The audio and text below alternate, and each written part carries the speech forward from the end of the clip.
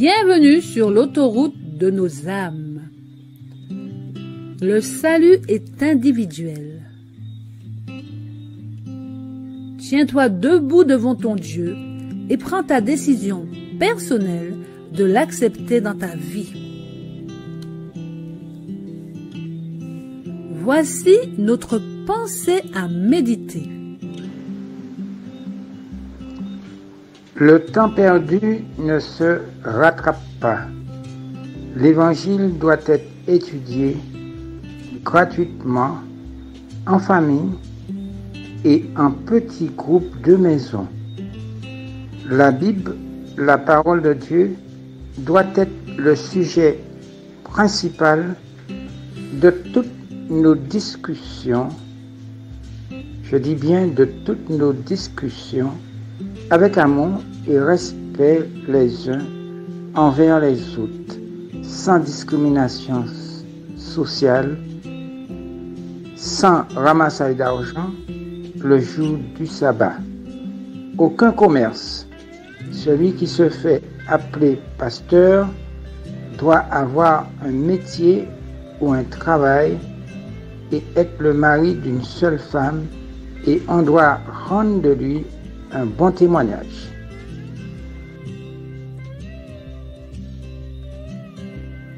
Salutations à tous. Lorsque nous conduisons sur la grande route, en général nous sommes un grand nombre de voitures à y rouler. Mais notre véhicule à nous, c'est bien nous qui la conduisons. Ce n'est en aucun cas le chauffeur de la voiture qui nous précède ou le chauffeur de celle qui nous suit.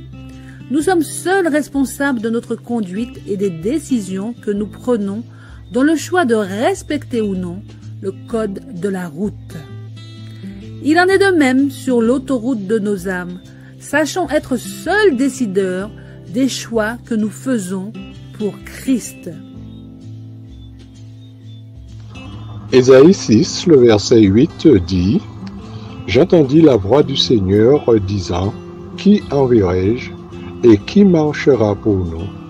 Je répondis « Me voici, envoie-moi. » Oui, tiens-toi debout devant ton Dieu et prends ta décision personnelle de l'accepter dans ta vie. 1. Le temps perdu ne se rattrape pas.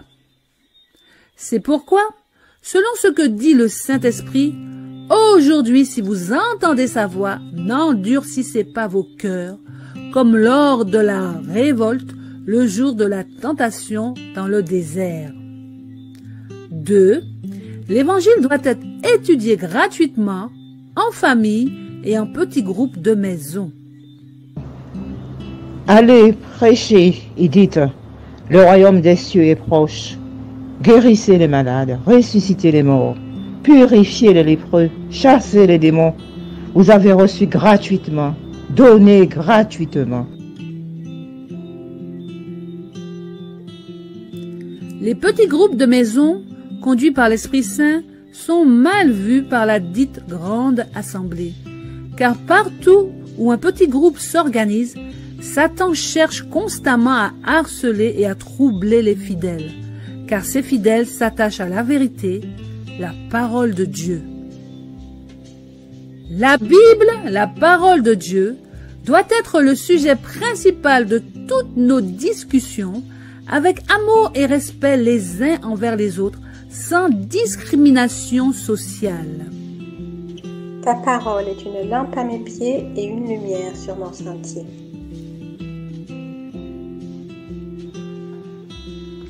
Alors Pierre, ouvrant la bouche, dit « En vérité, je reconnais que Dieu ne fait point acception de personne. » Sachons imiter notre Dieu, car il n'y a plus ni juif ni grec, il n'y a plus ni esclave ni libre, il n'y a plus ni homme ni femme, car tous vous êtes un en Jésus-Christ. «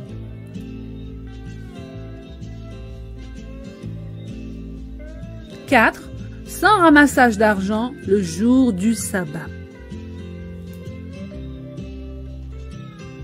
Souviens-toi du jour du repos pour le sanctifier. Que faire pour ne pas profaner le sabbat de l'Éternel? Tu travailleras 6 jours et tu feras tout ton ouvrage. Mais le 7e jour est le jour du repos de l'Éternel ton Dieu, tu ne feras aucun ouvrage. 5. Aucun commerce. Celui qui se fait appeler pasteur doit avoir un métier ou un travail et être le mari d'une seule femme, et on doit rendre de lui un bon témoignage. Il est bon d'être conseillé dans notre quête. Quand la prudence fait défaut, le peuple tombe, et le salut est dans le grand nombre des conseillers. Toutefois, nous avons cette simplicité d'accepter que ceux qui ont des titres prestigieux nous conseillent, nous éduquent, nous guident et nous contrôlent. Connaissez-vous l'histoire de Roboam, fils du roi Salomon, qui le succéda au trône à sa mort? 1 Roi chapitre 12 nous rapporte ceci. Roboam se rendit à Sichem, car tout Israël y était venu pour le proclamer roi. Jéroboam et toute l'assemblée d'Israël vinrent alors trouver Roboam et lui dirent « Ton père a exercé sur nous une dure domination. Quant à toi maintenant, allège le dur service et la domination particulièrement lourde que nous a imposé ton père, et nous te servirons. » Il leur répondit « Allez-vous-en et revenez vers moi dans 3 jours. » Et le peuple s'en alla. Le roi Roboam consulta les anciens qui avaient été au service de son père Salomon pendant sa vie. Il leur demanda « Que me conseillez-vous de répondre à ce peuple ?» Voici ce qu'ils lui dirent. « Si aujourd'hui tu as une attitude de serviteur envers ce peuple, si tu te montres à leur service et si tu leur réponds de façon positive en leur adressant des paroles bienveillantes, ils seront pour toujours tes serviteurs. » Mais Roboam délaissa le conseil que lui donnaient les anciens et consulta les jeunes qui avaient grandi avec lui et qui faisaient partie de son entourage. Il leur demanda « Que me conseillez-vous de répondre à ce peuple? Ils me tiennent ce langage. Allège la domination que ton père nous a imposée. » Voici ce que lui dirent les jeunes qui avaient grandi avec lui. Ils dirent « Dis-leur, mon père vous a imposé une domination particulièrement lourde. Eh bien moi, je la rendrai plus lourde encore. Lui vous a puni avec des fouets, moi, je vous punirai avec des fouets munis de pointes. » Jéroboam et tout le peuple vinrent trouver Roboam au 3e jour, conformément à ce qu'avait dit le roi. « Revenez vers moi dans 3 jours. » Le roi répondit avec dureté au peuple. Il délaissa le conseil que lui avaient donné les anciens et leur dit d'après le conseil des jeunes « Mon père vous a imposé une domination particulièrement lourde, moi je la rendrai plus lourde encore. Lui vous a puni avec des fouets, moi je vous punirai avec des fouets munis de pointes. » Comme Roboam, de manière consciente ou pas, nous suivons toujours le conseil de ceux qui nous ressemblent. Donc, si nous acceptons les conseils de quelqu'un qui se dit ministre de Dieu et dont la vie n'est pas en conformité avec la Bible, c'est tout simplement parce que nous-mêmes avons des lacunes dans notre engagement avec Dieu.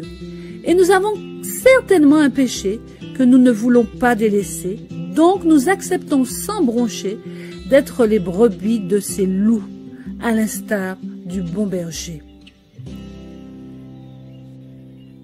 Tiens-toi debout pour le roi des rois. Ouvre-lui ton cœur et prends ta propre décision sans écouter ni celui qui est à ta droite, ni celui qui est à gauche, car le salut est individuel. Il est temps de réduire au maximum la circulation d'intrus sur l'autoroute de nos âmes. Car l'ange dit, « Sauve-toi pour ta vie, ne regarde pas en arrière. » Amen.